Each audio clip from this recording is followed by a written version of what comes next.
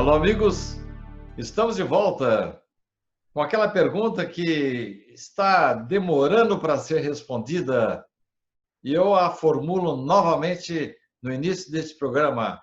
Afinal, Orson Peter Carrara de Matão, o que é o Espiritismo?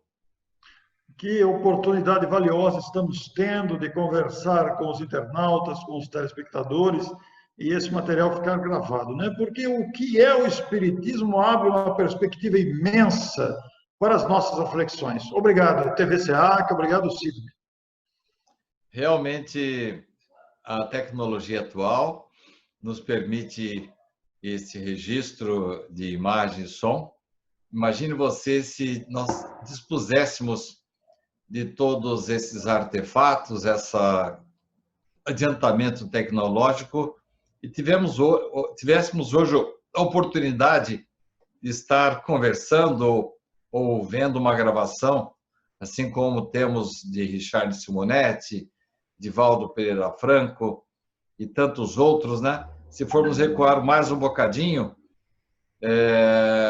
não sei se você vai se lembrar, não sei se é da sua época, que você é muito novo, em que assistimos às palestras de Jacó Rosman Neto, lá de Curitiba.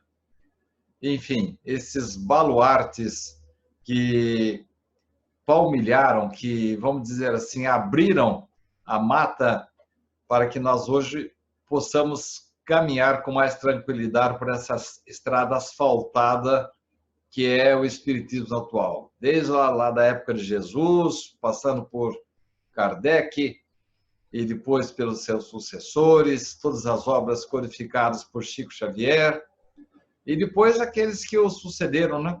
Richard Simonetti, Divaldo Franco, e você, que é um grande bandeirante também, Orson, da jornada espírita, levando a mensagem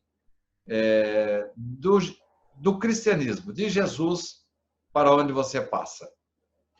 Sidney, você também é escritor, é palestrante, nos conhecemos há muito tempo.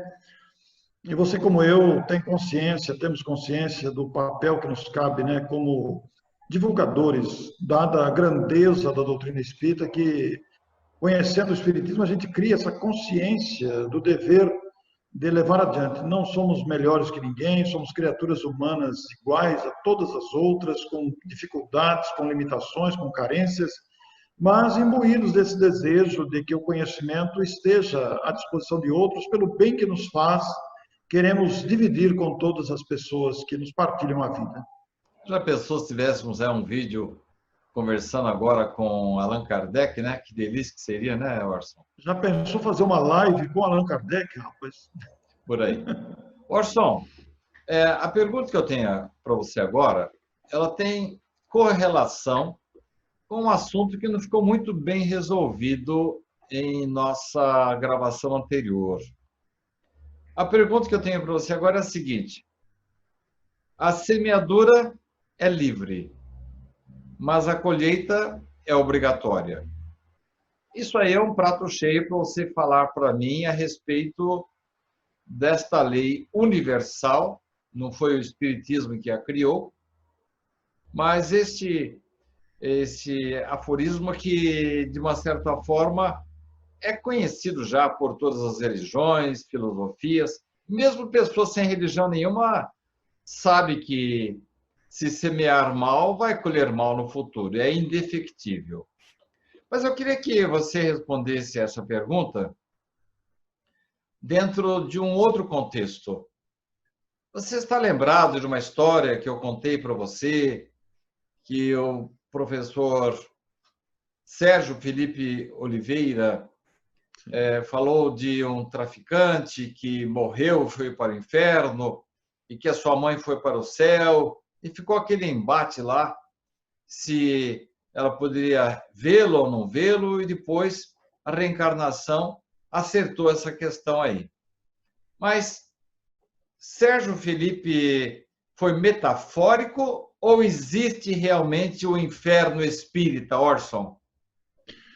Pois é, a palavra inferno e a palavra céu foram tentativas para tentar entender, para tentar explicar as consequências das pessoas em suas decisões, as consequências das decisões na vida das pessoas.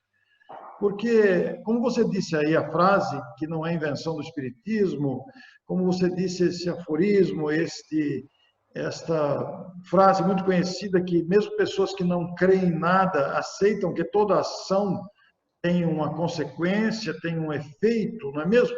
E que tudo aquilo que fizermos retorna para nós mesmos. Mas o Dr. Sérgio usou de uma figura de linguagem, usou de uma expressão para contar uma veracidade da vida, porque sempre colheremos as nossas plantações.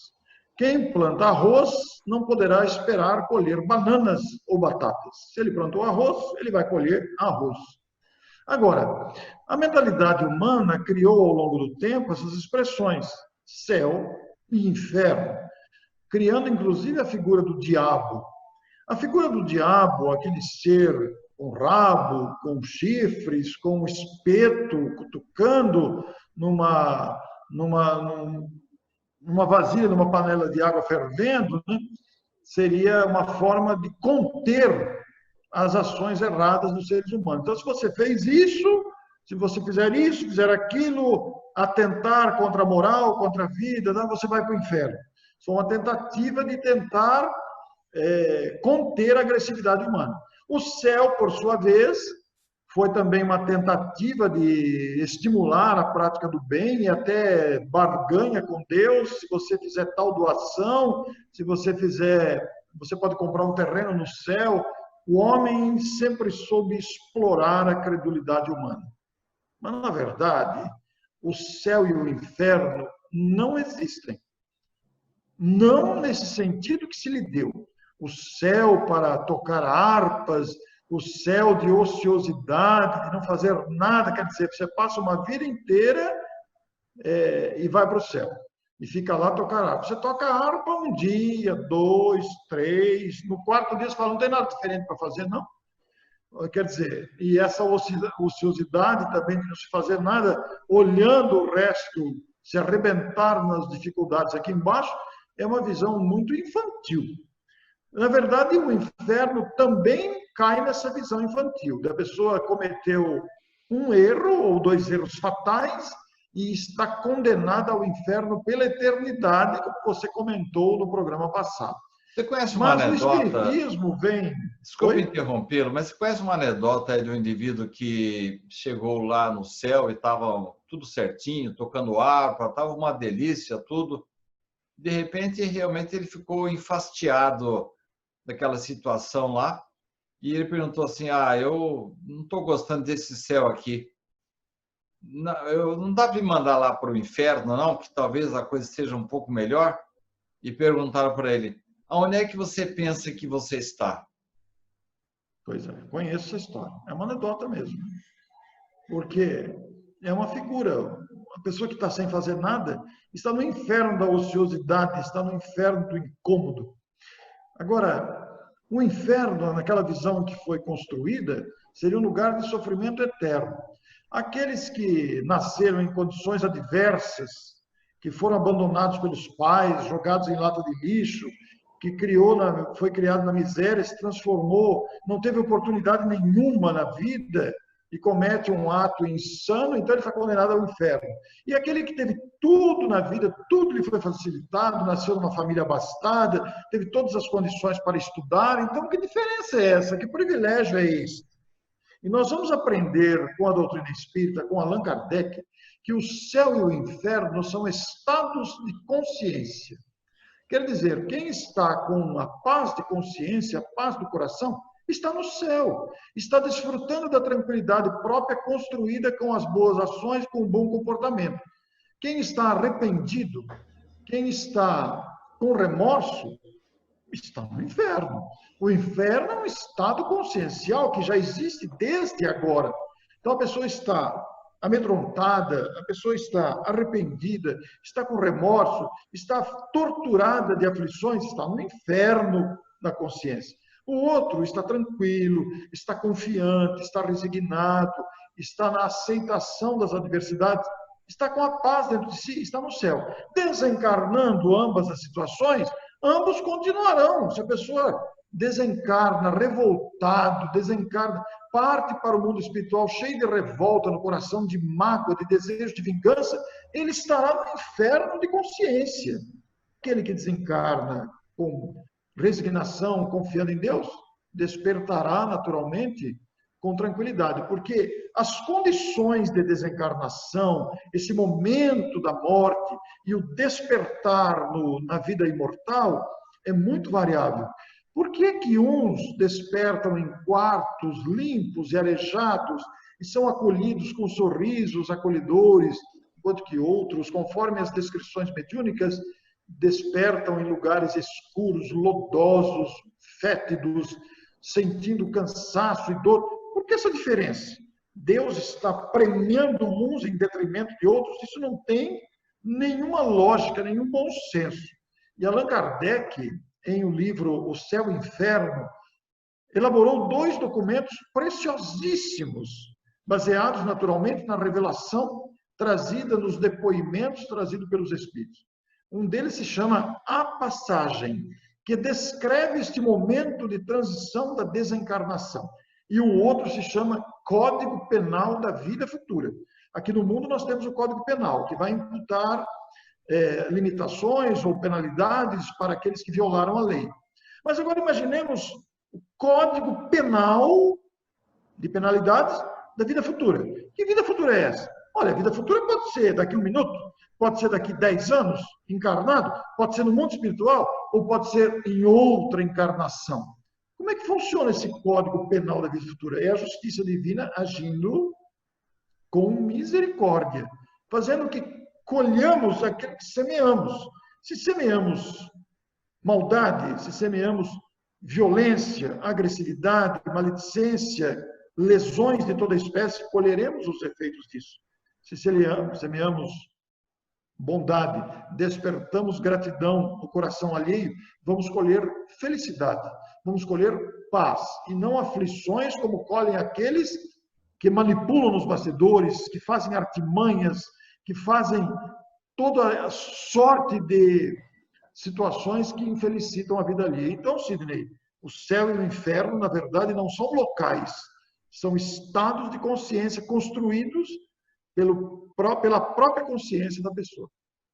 Poxa, não estou entendendo mais nada, porque no filme Nosso Lar, a região para onde foi em que André Luiz estava lá, não tinha nada de estado de consciência, não. Ele tinha necessidades fisiológicas, o pessoal gritava o tempo todo chamando ele de suicida. Ele ficou quase 8 anos lá, num lodaçal, uma situação difícil, que não tem nada assim de, vamos dizer assim, de místico, de fictício, não. Ele estava realmente passando por uma situação difícil. Se você não admite o céu e o inferno, pelo menos o purgatório você admite? Admitimos locais onde se congregam criaturas arrependidas, criaturas roídas pelo remorso, criaturas cuja consciência faz acusações. Então, vamos pegar o caso de André Luiz, que é o depoimento de um espírito. É apenas um exemplo, porque as situações são muito variadas. André Luiz foi um materialista, um indiferente às questões espirituais, um homem que tinha vícios, um homem orgulhoso, um homem vaidoso, médico, que se valia da sua condição, do seu status social, para muitas vezes desprezar os seus próprios empregados, uma pessoa que abusou, inclusive, quando jovem, abusou da sua funcionária, e que não estava nem aí com a vida. Desencarnou vítima das suas próprias incúrias. Depois ele a encontra lá na espiritualidade, né, Orson? Ele encontra essa funcionária, ele tem uma vergonha danada de conversar com ela, né? Pois é. Não deixa de ser um inferninho isso aí, né? As consciências... Até aquelas peninhas assim que a gente acha que ninguém sabe, a gente tem que prestar contas dela, Orson? Sim. Toda ação gera consequência. Mesmo as mínimas coisas, como se referiu o apóstolo, somos cercados por uma nuvem de testemunhas, né? Então, as acusações que André Luiz ouvia no chamado umbral, que é uma região que reúne consciências culpadas, elas não estão sendo castigadas. É a própria consciência de culpa que projeta em torno de si esses ambientes lodosos, escuros, frios, esses ambientes de indiferença, e ali se juntam criaturas na mesma situação, aí constrói uma vasta região projetada pela consciência de culpa que cria todas as situações de sofrimento. Quer dizer, é uma região que existe, ela é real, mas ela é construída, ela é temporária, mas ela é construída pela consciência de culpa. E ali é um local de despertar da consciência. Tanto é que André Luiz só foi retirado de lá quando ele lembrou-se que deveria existir um ser supremo, quando ele sinceramente orou, buscou ajuda espiritual. E aí ele foi levado. Então existem regiões do mundo espiritual construídas pela consciência de culpa e que congregam legiões de consciências arrependidas e com remorso severo. Orson, não podemos esquecer de que essa primeira fase do nosso programa deveriam ser perguntas elementares, né? Mas com as suas respostas aí, a gente deu uma apimentada em algumas perguntas. Então, eu não estou cumprindo muito bem com aquilo que eu prometi para você, mas, de uma certa forma, está deixando os nossos programas assim, bem variados e com acesso bem interessante aos sequiosos do saber da doutrina espírita, certo? Sidney, veja bem, eu penso que nós temos muita gente nova de idade e nova de aproximação com o Espiritismo que tem 1 milhão de perguntas. As questões mais variadas sobre mediunidade, reencarnação, vida depois da morte, influência dos espíritos, são perguntas básicas, mas eu penso que é importante realmente retomarmos as bases e, vez por outra, darmos essa apimentada, como você disse, né? Porque isso também estimula o telespectador. Porque se a gente ficar apenas, o Espiritismo faz isso, faz aquilo, talvez não desperte interesse. O nosso propósito é despertar o interesse do telespectador, do internauta, para conhecer o Espiritismo, né? Porque as perguntas são muito variadas, né, Sidney? Orson, eu já estou com outra pergunta engatilhada aqui, mas eu me lembrei, quando você falou do inferno aí, que Dante Alighieri, afinal de contas, nos trouxe aí grandes possibilidades de progresso quando ele trouxe aquela trilogia, principalmente o Inferno. Ele lotou as igrejas de gente que estavam afastadas durante um certo tempo. Então, a visão dantesca do inferno ajudou as pessoas? Veja bem, a visão dantesca do inferno, ela provocou uma espécie de receio, uma espécie de medo. Então, vamos tomar cuidado, vamos nos garantir, né? Porque olha aí o que pode acontecer. Então, existem pessoas, você conhece pessoas assim, que, conversando com a gente, dizem, não sei se existe, mas em todo caso, vai que existe mesmo, então vamos nos garantir, né? Eu vivo uma situação muito curiosa, você deve passar por isso também, às vezes desencarnam pessoas que estão ainda indefinidas entre a igreja e o espiritismo, então chamam o padre para fazer a missa, a encomendação de corpo, mas antes chama o espírita para fazer uma prece, né? E depois chama o padre também. Vai que falta alguma coisa, então vamos chamar os dois para garantir, né? Então, eu já vi outras situações, viu? Aqui em Bauru, nós tivemos aí um trânsito bastante interessante, viu? Nós estivemos lá, fizemos uma oração, dali a pouco veio o padre, e depois vieram alguns irmãos evangélicos, que, aliás, a gente faça-se justiça, são muito solidários nessa hora, inclusive eles ajudam até a viúva, né? Enfim, colocaram os pés em várias canoas, né? Vai que, né? Vai que. Orson, Isso acontece. Isso acontece muito, né, Sidney? Ah, não tem Porque as problema. pessoas, elas talvez, isso não estou fazendo nenhum tipo de acusação, não, de jeito nenhum. Mas talvez as pessoas não se aprofundam na pesquisa do assunto, se interessem mais, não se interessam como deveriam por este assunto transcendental, porque é um assunto que interessa a todos nós. Todos nós vamos desencarnar. Para onde vamos? Quem é que vai nos receber? O que é a morte? Como é que é? Dói morrer? Quer dizer, abre um monte de perguntas. A gente deveria se interessar por esse assunto. Eu estava relendo esses dias a obra O que é o Espiritismo e Kardec nos relembra, né, dessas perguntas seculares, né? E também estava manuseando aí para a confecção de um artigo o livro A Gênese, no capítulo 18º, estão chegados os tempos, e ele torna a repetir ali, de onde viemos, o que estamos aqui fazendo, para onde vamos. São perguntas filosóficas que nem todos os irmãos conseguem responder, né, Orson? E por outro lado, quem somos nós, né, Sidney? Além das perguntas que você fez aí, quem somos nós e para que tudo isso? Você perguntou em programa anterior, Deus não poderia ter criado todo mundo já sem passar esses perrengues?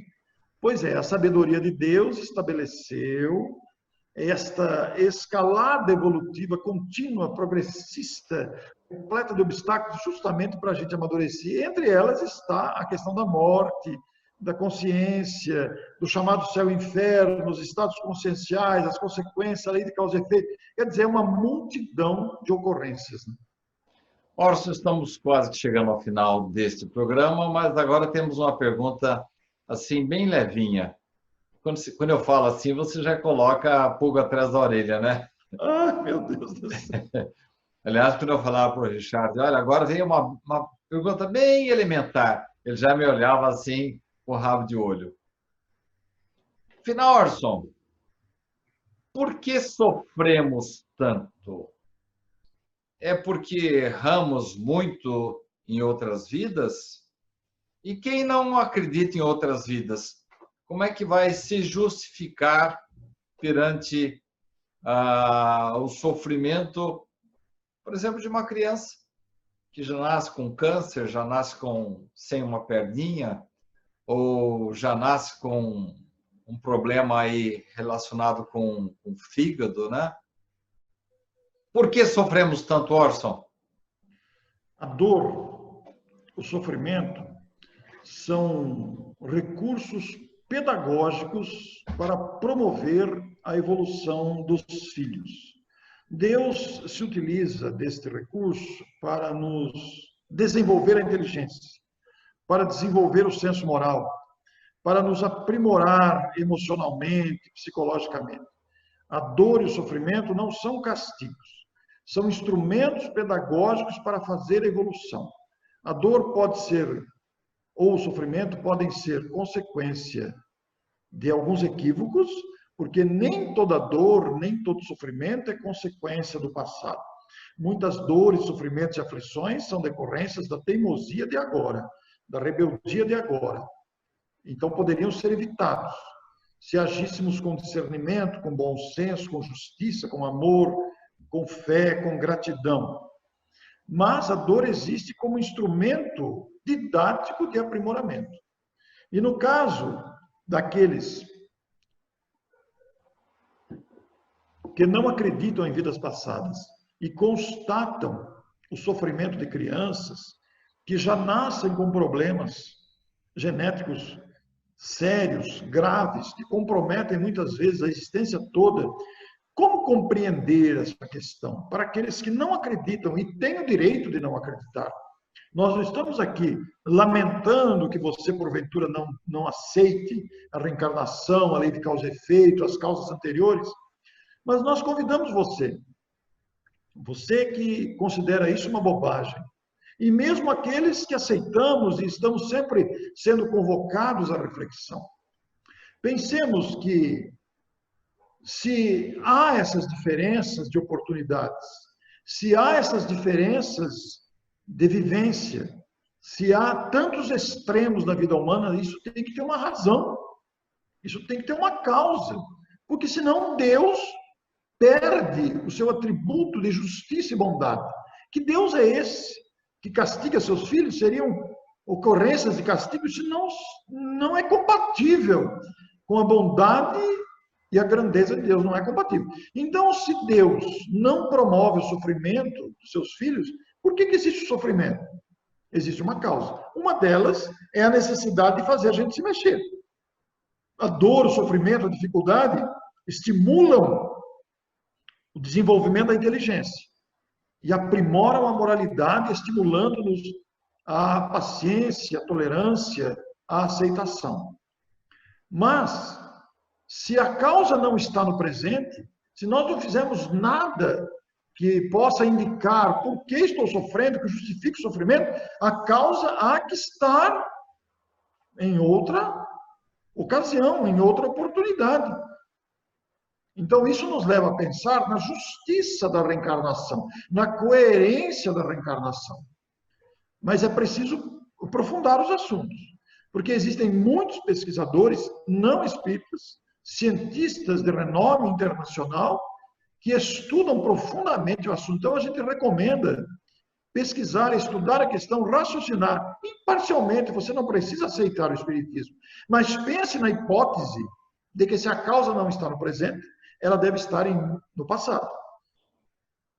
Levante essa hipótese perante a própria consciência. Porque o sofrimento e a dor é muito interessante. Existem também nos animais. Como é que um animal pode ter câncer? O animal não fez nada. Animais dóceis têm câncer. É outro tipo de dor que também promove a evolução. Então, a dor e o sofrimento são instrumentos pedagógicos de evolução. Orson, estamos chegando ao final de mais esse programa, mas você tocou num ponto assim muito importante. Eu, sinceramente, você deve ter, eu tenho muitos amigos católicos, evangélicos, messiânicos.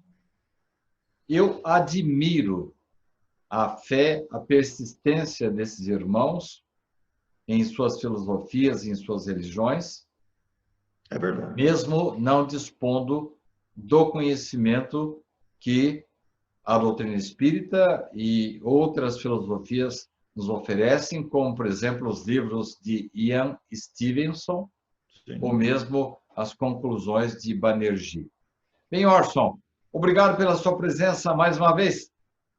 Eu que agradeço essa oportunidade de falar o que é o Espiritismo, porque também estou aprendendo muito. Muito obrigado pela oportunidade que vocês todos nos dão. Muito obrigado a você, caro amigo, espectador, ouvintes. Na semana que vem estaremos de volta, fazendo novamente esta mesma pergunta. Afinal de contas, o que é o Espiritismo? Até lá!